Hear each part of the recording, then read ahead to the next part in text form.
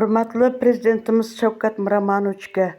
O'zbekiston Respublikasi administratori rahbari Saida Mirziyoyevaga, Sudyalar oliy kengashi raisi Xalmumin Yodgorovga bir necha bor video murojaat va ariza yozib kelayotgan bo'lsam-da, Amudaryo tumani Jumaniyazov Oybekka tegishli Faravon 24-ko'chasida joylashgan 277-raqam bilan Jumaniyazov Oybekka berganligi, uni Amudaryo tuman sudi hamda Qoraqalpog'iston Respublikasi sudidagi ayrim sudyalar uning foydasiga hal qilib bermaganligi hamda ularning birinchi instansiya sudining qarorini yuqori tashkilotlar nimaga olib chiqmaganligi, saxta kadastr hujjati tayyorlangan Jumaniyazov Nurbekka Marg'ilon ko'chasida joylashgan o'rnini Faravon ko'chasi 24-joyga saxta kadastr hujjat tayyorlanganligi, buni ham Amudaryo tuman sudi hamda kadastr agentligi kadastr xodimlarini qo'llab-quvvatlab noqonuniy qo'yilgan jarimani bekor qildirish uchun 11-dekabr kuni ariza tashlagan bo'lsa, 30-dekabr kuni Amudaryo tuman sudimi, Qoraqalpog'iston tuman sudimi hech o'zini tanishtirmasdan, Jumaniyazov Oybekka chaqiruv qog'ozi bermasdan telefon orqali chaqirib, saxta kadastr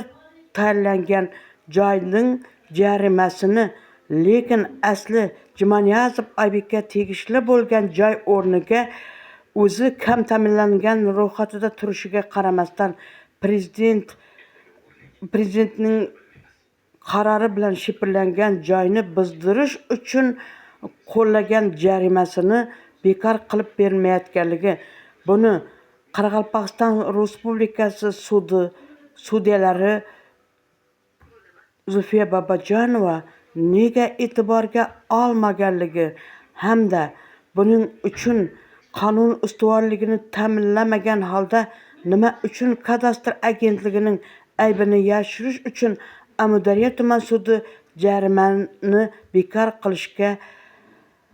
rad javobini berayotgani, o'zi kam ta'minlanganlar ro'yxatida turgan Jumaniyazov Oybekka uni jarimasini bekor qilish mumkinmasmi? Nima uchun chaqiruv qog'ozi bermasdan, nima qilmasdan, hech narsani qilmasdan,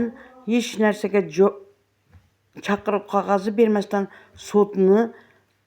sudya chaqirib, uni bekor qilishni rad javobi berganligini, bunga aniqlik kiritib berishda Sudyalar oliy kengashi Xalmumin Yodgorovdan asoslangan javob xatini olishni, buni lega sudyalar birinchi instansiya sudining qarorini nimaga boshqa